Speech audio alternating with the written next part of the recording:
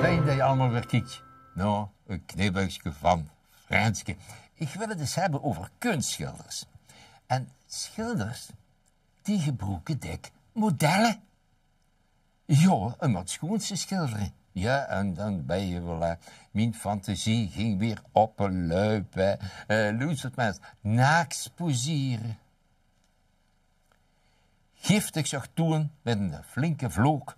Voor ons truus en voor big vele doek. Zo wat heeft het toch nooit gepresteerd. Het is naaks voor een schilder geposeerd. Ach, zegt je, dat is toch niet verkeerd te doen. Naaks en een schilder, dat is toch heel gewoon. En toen zag hij, Loesers, wat ik zeggen wil. Het wordt voor de winterschilder, dat is het verschil.